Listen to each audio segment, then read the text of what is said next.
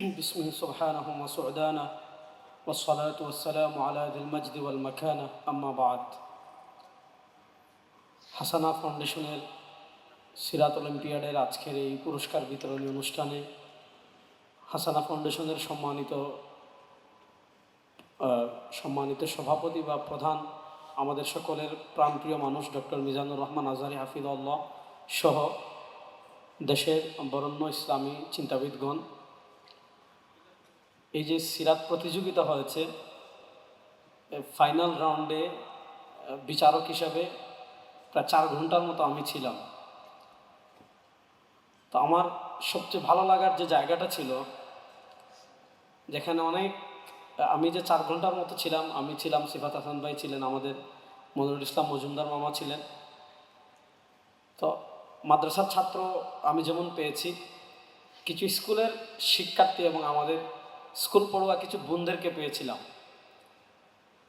তো আলহামদুলিল্লাহ, ওনাদের সিরাতের পড়াশোনা দেখে আমার ওইদিন এত ভালো লেগেছিল।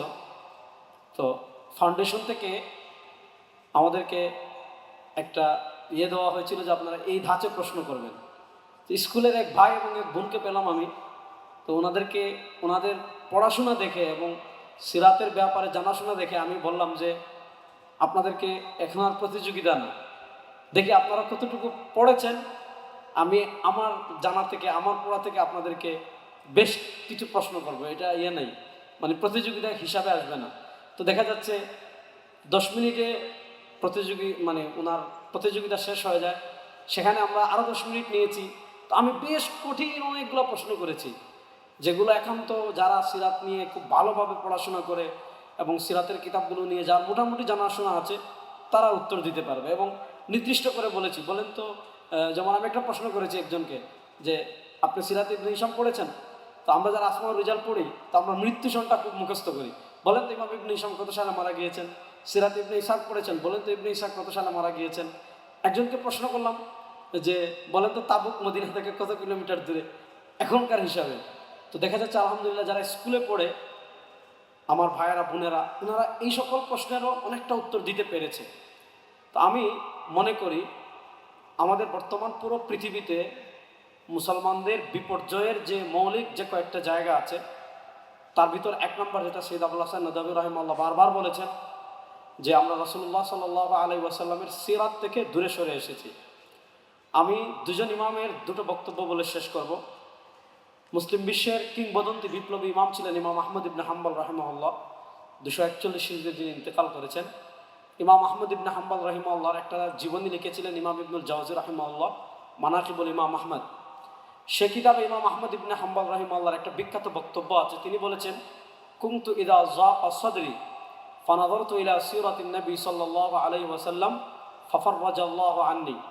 অর্থাৎ আমার কাছে যখন কোনো সংকট আসে, সেটা আমার ব্যক্তি জীবনে হোক, পারিবারিক জীবনে হোক, অথবা ঈমান আকীদা যে কোনো প্রশ্নে, ইমাম আহমদ ইবনে হাম্বল রাহিমাহুল্লাহ বলেন, যখন কোনো সংকটের জায়গা আসে, ফানাযারতু ইলা সিরাতি রাসূলিল্লাহ সাল্লাল্লাহু আলাইহি ওয়াসাল্লাম, আমি আল্লাহ নবী সাল্লাল্লাহু আলাইহি ওয়াসাল্লামের সিরাতের দিকে থাকাই, আল্লাহ নবী সাল্লাল্লাহু আলাইহি ওয়াসাল্লামের সিরাত গবেষণা করি। ফাফাররাজাল্লাহু আন্নী, রাসূল করিম সাল্লাল্লাহু আলাইহি ওয়াসাল্লামের সিরার বারাকাতে আল্লাহ তাআলা আমাকে সেই সংকট থেকে মুক্তি দান করেন। তো আমরা যারা সিরাত পড়েছি, সিরাত ইবনে হিশাম পড়েছি, সিরাত ইবনে ইসহাক পড়েছি, অথবা আমরা আরও যে সিরাতের কিতাব আছে, এগুলো আমরা যারা পড়েছি, তো আমাদের সিরাত অধ্যয়ন যেন শুধু অধ্যয়নের ভিতর সীমাবদ্ধ না থাকে। কারণ ইমাম শামসুদ্দিন আয-যাহাবী রাহিমাহুল্লাহ তার সিয়ার আলামিন নুবালার ভূমিকায় যে কথা বলেছেন, মান আরাদা সাআদাতাল আবাদিয়া ফালইলজাম সিরাতান নবী সাল্লাল্লাহু আলাইহি ওয়াসাল্লাম। কেউ যদি চিরস্থায়ী সফলতা অর্জন করতে চায়, তাহলে সে যেন একদম নবী করিম সাল্লাল্লাহু আলাইহি ওয়াসাল্লামের সিরাতকে সবসময় আঁকড়ে ধরে। এবং কাজী ইয়াদ রাহিমাহুল্লাহর বক্তব্য তো আছে, এটা আমরা যারা সিরাত পড়েছি অনেক কিতাবেই এই বক্তব্যটা এসেছে।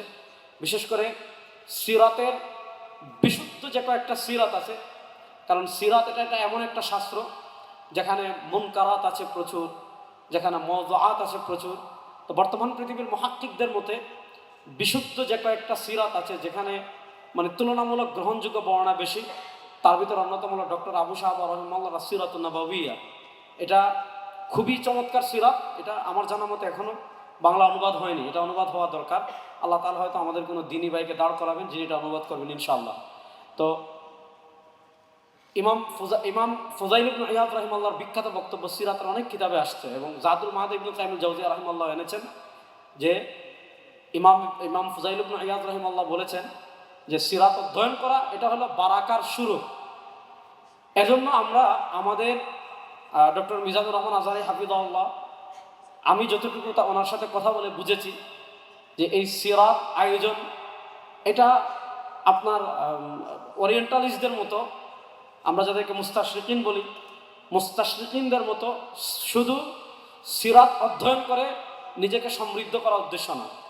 নিজেকে সমৃদ্ধ করার উদ্দেশ্য হলে ডক্টর আহমদ আমিন, ডক্টর সাইদ জগলুল এরা তো কত কাজ করেছে এই ব্যাপারে, কিন্তু এই সিরাত আয়োজনের মূল লক্ষ্য হলো আমরা যেটা সিরাত থেকে শিখব এটা আমাদের ব্যক্তি জীবনে, পারিবারিক জীবনে, সামাজিক জীবনে, রাজনৈতিক জীবনে, রাষ্ট্রীয় জীবনে এমন যেন না হয় সিরাতটা শুধু আল্লাহ নবী সাল্লাল্লাহু আলাইহি ওয়াসাল্লামের পারিবারিক সিরাতের পারিবারিক অংশটা আমি গ্রহণ করলাম, রাজনৈতিক জীবন আমার সিরাত থেকে দূরে থাকলো, অথবা আমার রাষ্ট্রীয় জীবন আমার সিরাত থেকে দূরে থাকলো, আমার অর্থনৈতিক জীবন সিরাত থেকে দূরে থাকলো না।